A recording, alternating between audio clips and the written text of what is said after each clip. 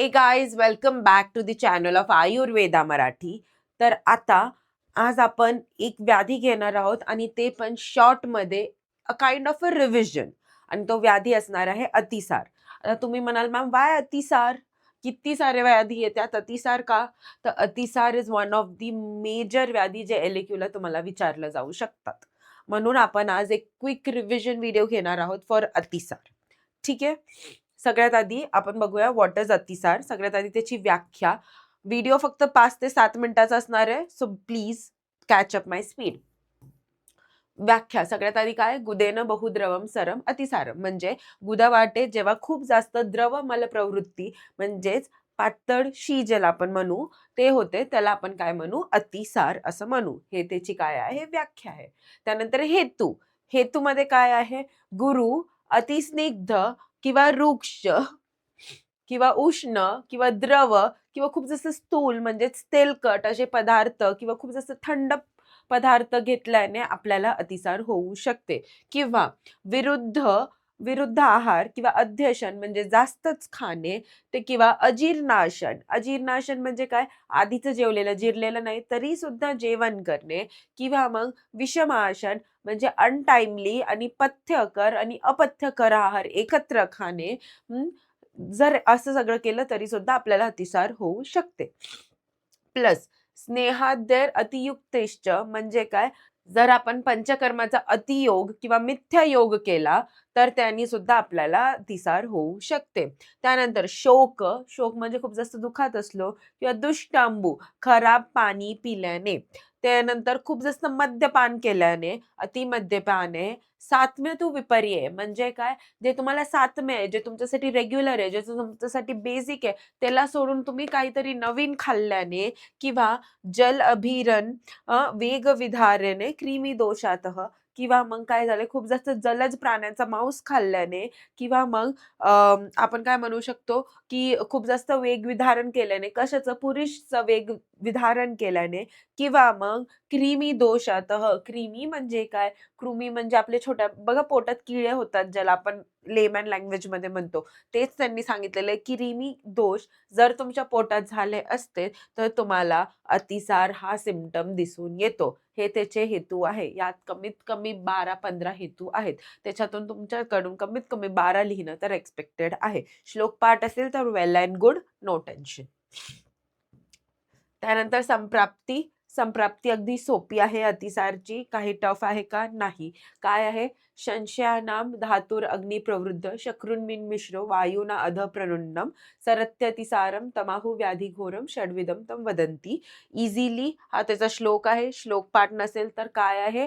हेतू सेवन, वात प्रकोप आणि ह्या साईडला काय होणार आहे? अपधातूची विकृती. मग वात काय करणार आहे? सगळ्या अपधातूला कुठे आणणार आहे? आपल्या कोष्टात घेऊन येणार आहे. प्रकुपित वायू दुष्ट अपधातूला कोष्टात आणतो. कोष्टात आल्यानंतर तो अग्निमांद्य क्रिएट करणार आहे, म्हणजे पचन होणार नाही. त्याच्यामध्ये जे अपक्व अन्न असेल त्याच्यासोबत हा अपधातू काय होईल? मिक्स होईल. आणि मिक्स झाल्यानंतर तो परत परत गुदावाटे बाहेर पडेल. आणि असा जर द्रवमल प्रवृत्ती आपल्याला झाली तर त्याला आपण काय म्हणू? अतिसार ही व्याख्या आपण त्याला देतो. इझी समजलं? त्यानंतर आपण त्याचे बघूयात काय तर पूर्वरूप. अतिसाराचे पूर्वरूप काय सांगितलंय? हृदय, नाभी, पायू. पायू म्हणजे गुद. गुद, कुक्षी. कुक्षी म्हणजे पोटाचा भाग किंवा युट्रसचा भाग. कुक्षीमध्ये तोद होते. तोद म्हणजे काय? खूप जास्त पिअर्सिंग पेन होतं. आता जेव्हा कोणाला जेव्हा अतिसार झाला असेल, तुम्ही त्या व्यक्तीला विचारलं तर ते तुम्हाला हे स्पेसिफिक सांगतील की हो यार, लूज मोशन झाल्यानंतर ना खूप जास्त पोटात दुखतं, खूप जास्त छातीत दुखतं, खूप त्रास होतो मला. ठीक आहे. त्यानंतर गात्र अवसाद म्हणजे काय? पूर्ण अंग गळून गेलेलं असतं, शक्तीच बाकी नसते. आणि त्यानंतर अनिल सन्निरोधाश्च म्हणजे काय? जे वायू आहे ते पूर्ण पोटात साठलेलं असतं आणि वेगवेगळे आवाज काढत असते. त्यानंतर काय? वीट संगम अदमानम म्हणजे काय? वीट संग होतो, पोटी बरोबर बाहेर येत नाही. हा त्याचा काय? पूर्वरूप आहे. पूर्वरूप आहे बघा, मेन आहे हा लक्षण खूपदा तुम्हाला वायवामध्ये सुद्धा विचारलं जातं आणि तुम्ही काय करता, मस्तपैकी कन्फ्यूज होऊन बसता. विटसंग हा कशाचा पूर्वरूप आहे असा तुम्हाला क्वेश्चन असतो आणि तुमच्या मनात भलते आन्सर्स येतात, पण कोणाच्या मनात अतिसार येत नाही. कारण की तुमच्या मनात तर असं असतं, अतिसारमध्ये तर मल बाहेर पडतंय, मग विटसंग का होईल ना? विटसंग म्हणजे पुरुषाचं साठवण होणे पोटात. ठीक आहे. पण हे लक्षात ठेवा, पूर्वरूप आहे अतिसाराचा. वीटसंग म्हणजे आधी कॉन्स्टिपेशन होतो आणि त्यानंतर भयानक अतिसार होतो. हे गोष्ट सगळ्यांनी लक्षात ठेवायची आहे. ठीक आहे. त्यानंतर अविपाक म्हणजे इनडायजेशन, काहीच खाल्लेलं बरोबर पचत नाही. हे काय आहे? पूर्वरूप आहे. कशाचे? अतिसाराचे. ठीक आहे. त्यानंतर सामान्य लक्षण. सामान्य लक्षण काय आहे याची? द्रव मल प्रवृत्ती. खूप जास्त द्रव मल प्रवृत्ती होत असते. हे विसरायचं नाही. त्यानंतर प्रकार. प्रकार काय आहे? सगळ्यांना माहिती आहे, वातज, पित्तज, कफज, सन्निपातज, भयजनी, शोकज. काही आचार्यांनी रक्तज सुद्धा सांगितलेलं आहे. आपण नॉर्मली रक्तज घेत नाही. आपण 6 प्रकार घेतो. कोणकोणते? वातज, पित्तज, कफज, सन्निपातज, भयजनी, शोकज. आता यांचे पर्टिक्युलर इंडिव्हिज्युअल सिम्पटम्स तर तुम्हाला माहितीच असेल. आता मी गृहीत धरते की तुम्ही केलेच असतील. हा एक फक्त रिव्हिजन व्हिडिओ आहे, तर मी तुम्हाला इंडिव्हिज्युअल सिम्पटम्स सांगणार नाहीये. पण एवढं फक्त लक्षात ठेवा, आता वातज, पित्तज, कफजचे तर तुम्ही लिहू शकता, सान्निपातक बी लिहू शकता. भयज आणि शोकज मध्ये लक्षात ठेवा, भयज भीतीमुळे होणारा अतिसार. एक्झाम्पल, एक्झाम द्यायची येऊ द्या आणि आज तुम्हाला अतिसार होतो, त्याला आपण म्हणू भयज अतिसार. खूप जास्त भीतीमुळे जो अतिसार निर्माण होतो त्याला आपण म्हणतो भयज अतिसार. त्यानंतर शोकज, दुःखामुळे, ग्रीफमुळे, ते कोणत्याही कारणामुळे होऊ शकतं. आता भरपूर लोक असतात जे लोक नीट जेई देतात आणि त्यांचं जेव्हा क्लिअरन्स भेटत नाही त्यांना किंवा त्यांची नीट जेई मध्ये ते फेल होतात, तर तेव्हा सुद्धा त्यांना अतिसार होतो. सो दॅट इज वॉट शोकज अतिसार. त्यांना खूप जास्त ग्रीफ झालाय ना, त्यांना दुःख झालंय या गोष्टीचं की माझं नीट जेई क्लिअर झालेलं नाहीये, म्हणून त्याला आपण काय म्हणू? शोकज अतिसार. रक्तज अतिसार हा बऱ्यापैकी पित्तज अतिसारासारखंच असतं, काही असं विशेष वेगळं नाही आहे. त्यानंतर अतिसारामध्ये 2 अवस्था तुम्हाला लिहिणं अपेक्षित असते. कोणती अवस्था? आम अवस्था आणि पक्व अवस्था. आम अवस्थामध्ये मल कसं असते?